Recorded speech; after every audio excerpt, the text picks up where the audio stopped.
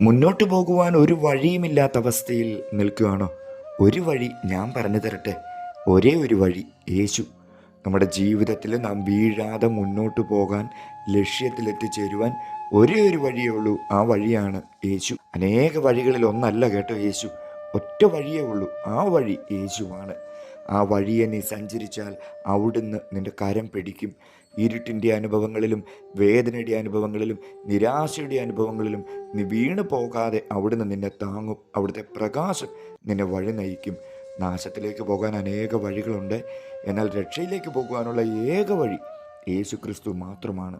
ആ വഴിയെ നീ യാത്ര ചെയ്യുമ്പോൾ ഓരോ ചുവടുവെപ്പിലും അവിടുത്തെ സാന്നിധ്യം നീ അറിയും, അനുഭവിക്കും. നിന്റെ ജീവിതത്തിൽ അനേക പരിവർത്തനങ്ങൾ ഉണ്ടാകും. നിന്റെ ക്ഷീണവും നിരാശയും മാറി പുതുജീവനും ഉണർവും നിന്റെ മേൽ നിറയപ്പെടും. നിന്റെ വാക്കുകളിലും ചിന്തകളിലും പ്രവർത്തികളിലും എല്ലാം മാറ്റം സംഭവിക്കും. നിന്റെ വ്യക്തിപരമായ ജീവിതത്തിൽ മാത്രമല്ല, നീ പോകുന്ന എല്ലായിടത്തും, നീ ഇടപെടുന്ന എല്ലായിടങ്ങളിലും അവിടുത്തെ പ്രകാശം നിന്നിലൂടെ വെളിപ്പെടും.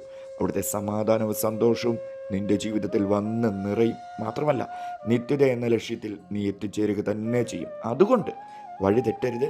ഒറ്റ വഴി യേശു മാത്രം. അവനോട് കൂടെ നീ നടക്കുക. അവൻ നിന്റെ അവസ്ഥ മാറ്റും.